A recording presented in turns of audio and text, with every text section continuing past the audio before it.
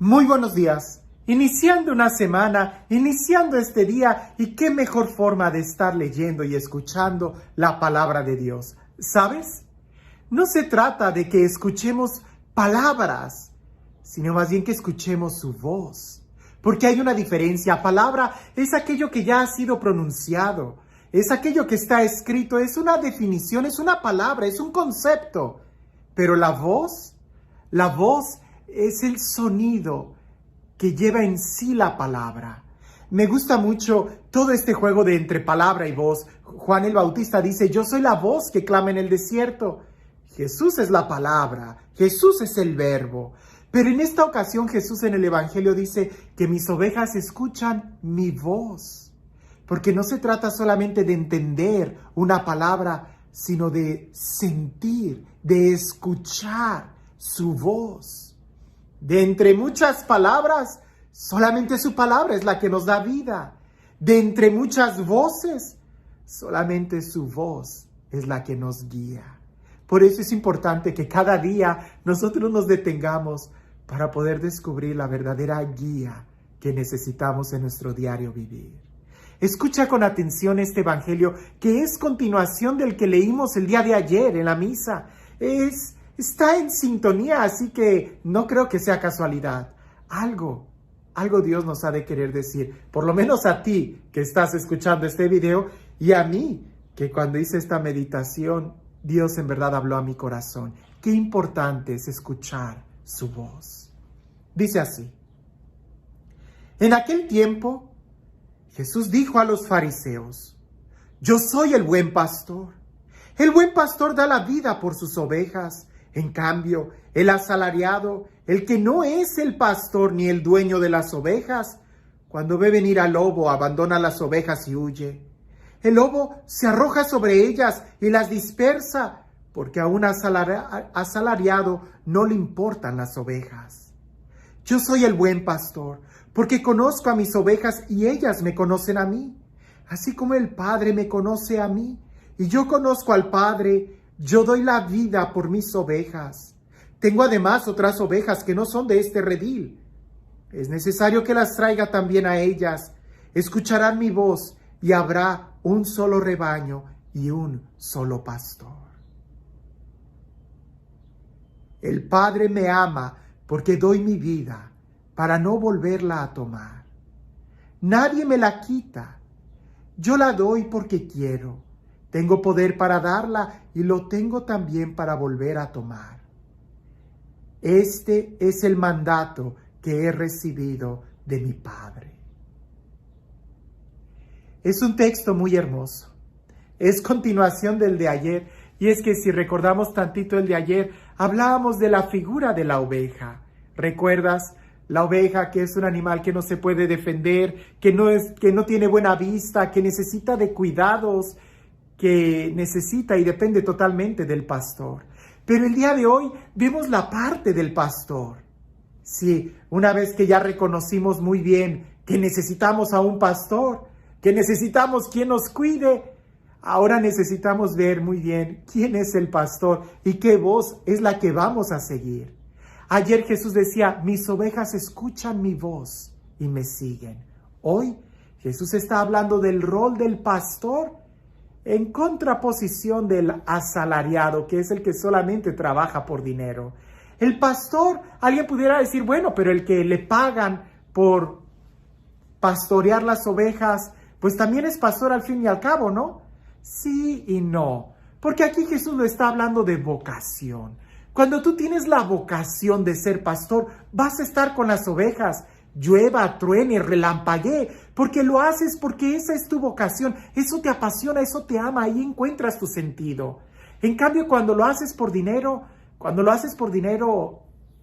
cuando no hay dinero, o cuando tú empiezas a valorar qué es lo que vale más, el dinero que te van a pagar o el estar bajo la lluvia, vas a empezar a ponderar la lluvia o el dinero, y se te olvidan las ovejas.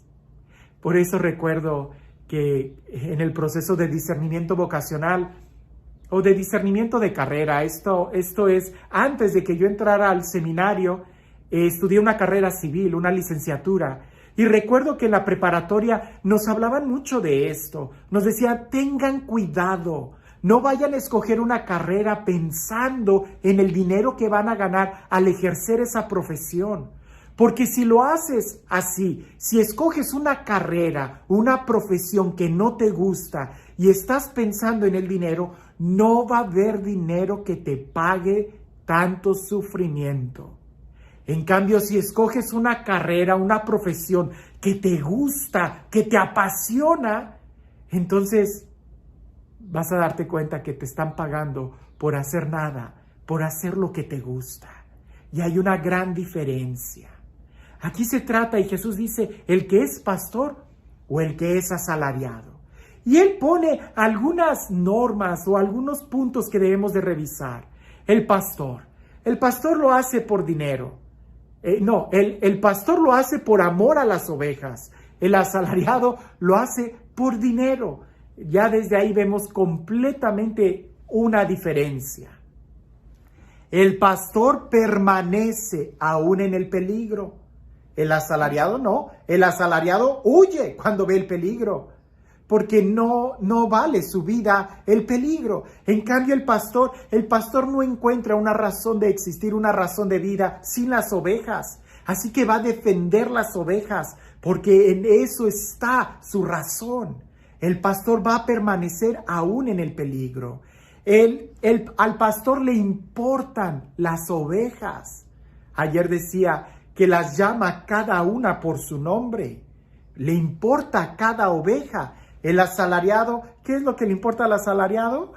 El dinero, lo que le van a pagar por cuidar ese rebaño. Al pastor no, al pastor le importa cada oveja, la conoce y la llama por su nombre. El pastor da la vida. El asalariado parece que quita la vida, porque lo que quiere es su vida, su bienestar, el dinero que le pueda dar para estar tranquilo. Esto es muy bonito pensar, ¿verdad? Cuando vemos qué pastor, ¿a quién le vas a confiar el cuidado de tu vida? ¿Verdad? ¿A quién estás escuchando? ¿Verdad? Los noticieros, esto o aquello. No, es a Jesús. Es a Dios a quien debemos de confiar, solamente a Dios. Solamente en Él hay que poner nuestra confianza, solamente en Jesús. Él es el único buen pastor. Ahora, ya desde el Antiguo Testamento vemos la figura de que Dios le ha encomendado su pueblo a personas concretas.